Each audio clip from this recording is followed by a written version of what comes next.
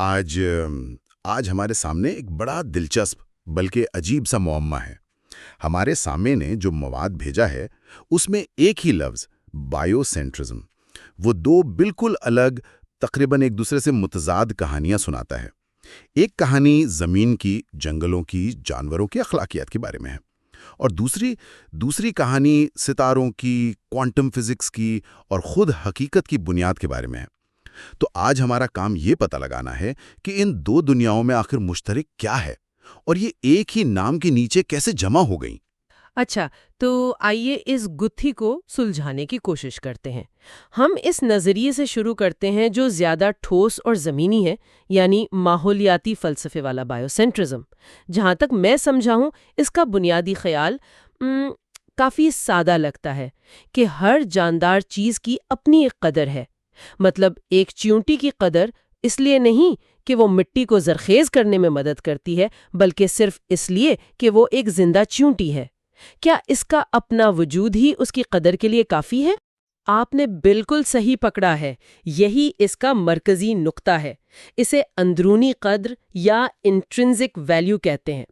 یعنی کسی چیز کی قدر اس کے فائدے یا نقصان سے نہیں، بلکہ اس کے اپنے وجود سے جڑی ہے۔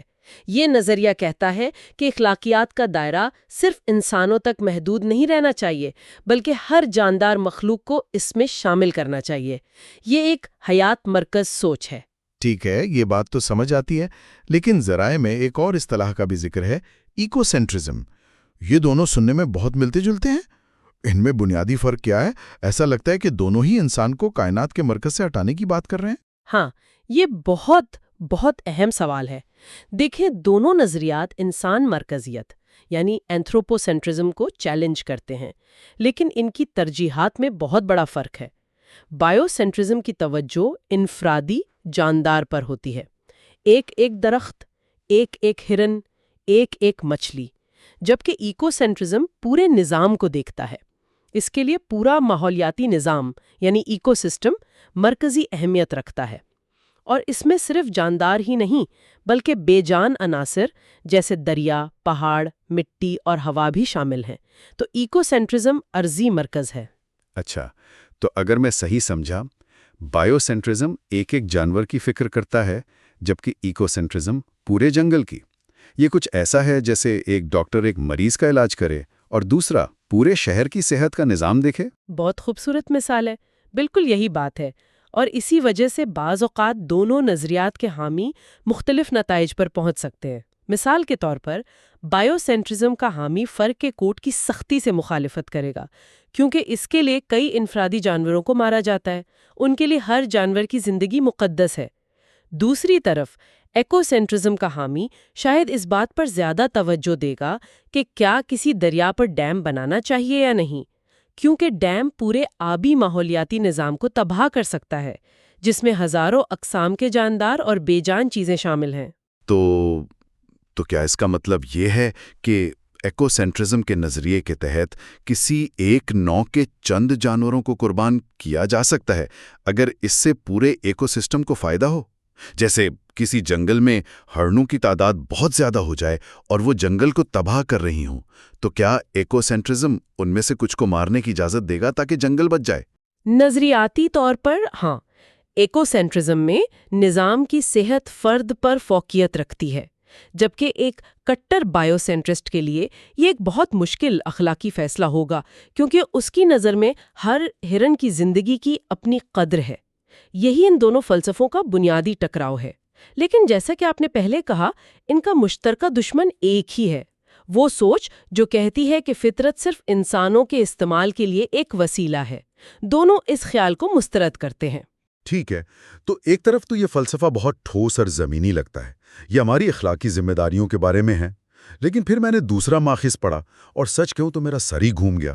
وہی اسی لفظ بایو سینٹرزم کو استعمال کر کے یہ دعویٰ کر رہا ہے کہ حقیقت ہمارے بغیر وجود ہی نہیں رکھتی۔ یہ کہاں سے آیا؟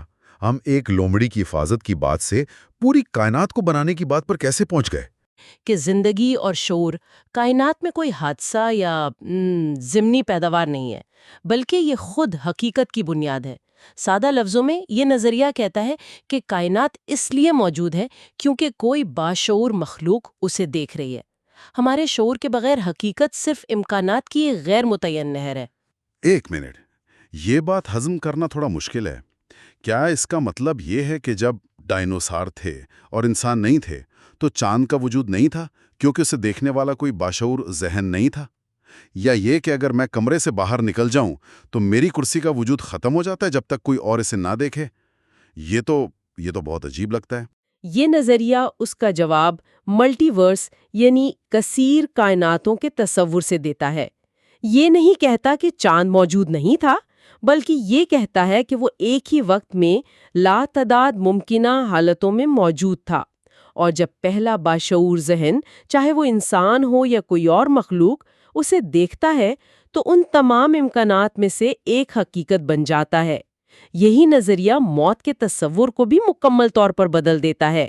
اس کے مطابق موت ایک خاتمہ نہیں، بلکہ شعور کا ایک جہت سے دوسری میں منتقل ہونا ہے، گویا آپ ایک ٹی وی چینل بدل رہے ہیں۔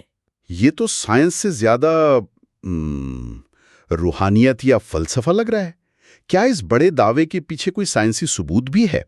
ذرائع میں کچھ کوانٹم مظاہر کا ذکر ہے، جیسے انٹینگلمنٹ اور آبزرور ایفیکٹ۔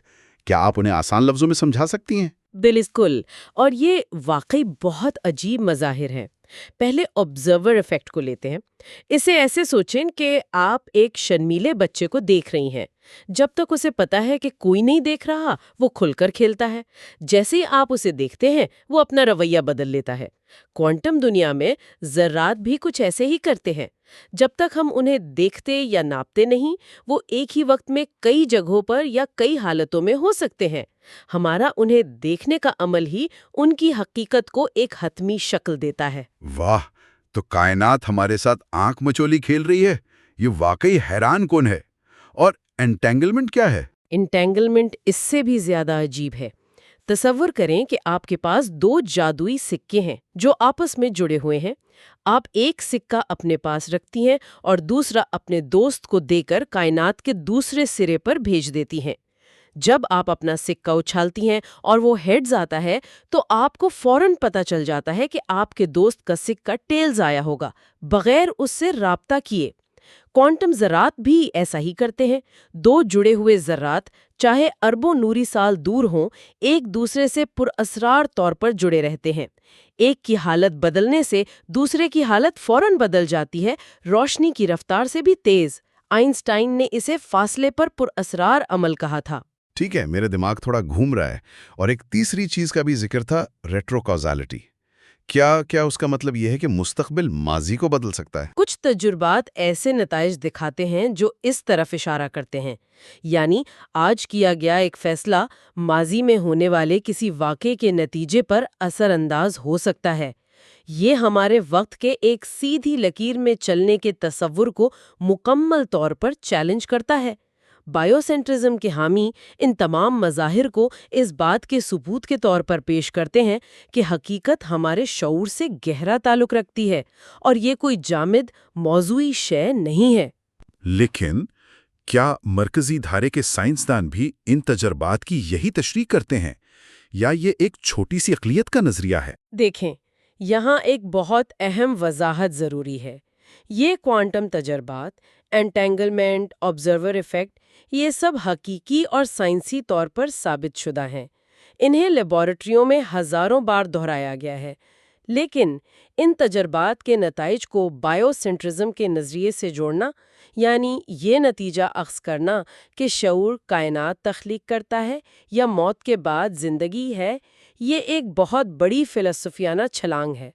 زیادہ تر طبیعیات دان اسے ثابت شدہ سائنس کے بجائے ایک دلچسپ قیاس آرائی یا فلسفہ سمجھتے ہیں۔ یہ کوانٹم میکینکس کے اسرار اور شعور کی پراسراریت کے درمیان ایک تصوراتی پل بنانے کی کوشش ہے، لیکن یہ کوئی سائنسی طور پر ثابت شدہ حقیقت نہیں۔ तो फिर इस सब का मतलब क्या हुआ? हमारे पास एक ही लफ्ज़ बायोसेंट्रिज्म की दो बिल्कुल अलग-अलग तस्वीरें हैं। एक तरफ ये ज़मीन पर ज़िंदगी का एहतराम करने के बारे में एक अमली अखलाकी फ़लसफ़ा है, जो हमें माहौलियाती ज़िम्मेदारी का एहसास दिलाता है। ये हमें बताता है कि हमें दूसरी मखलूक़ात के साथ कैसा सलूक करना चाहिए। और दूसरी तरफ हमारे पास एक कायनाती, ज़हन को घुमा देने वाला नज़रिया है, जो कहता है कि शऊर ही कायनात को वजूद में लाता है। एक हमें बताता है क्या करना चाहिए, और दूसरा सवाल उठाता है कि क्या है। ये दोनों एक दूसरे से बहुत दूर लगते हैं। बज़ाहिर तो ऐसा ही लगता है, लेकिन अगर हम गहराई में जाएं तो इनके दरमियान एक बहुत गहरा रब्त है। एक मिनट, क्या वो रब्त खुद जिंदगी का तसव्वुर है? पहला नजरिया कहता है कि हमें हर जानवर और पौधे की कदर करनी चाहिए, क्योंकि जिंदगी इखलाकी तौर पर मरकजी हैसियत रखती है। और दूसरा नजरिया कहता है कि कायनात ही इसलिए है क्योंकि जिंदगी यानी बाशऊर मखलूक उसे देख रही है। मतलब जिंदगी तबीयती तौर पर मरकजी हैसियत रखती है। तो क्या इन दोनों का असल मरकज सिर्फ जिंदगी ही है? बिल्कुल, आपने इस मुअम्मे को हल कर दिया। यही वो मुश्तरका धागा है जो इन दो बज़ाहिर मुख्तलिफ नज़रियात को जोड़ता है। दोनों ही अपने अपने अंदाज में जिंदगी को हर चीज के मरकज में रखते हैं। पहला फलसफा इस मरकजियत को हमारे सैयारे पर इखलाकियात के उसूल बनाने के लिए इस्तेमाल करता है।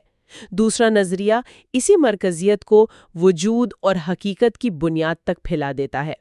एक का ताल्लुक हमारे एमाल से है, दूसरे का हमारे वजूद से, लेकिन दोनों की बुनियाद हयात की मरकजियत पर है। तो आज हमने बायोसेंट्रिज्म के दो अलग अलग जहानों का जायजा लिया।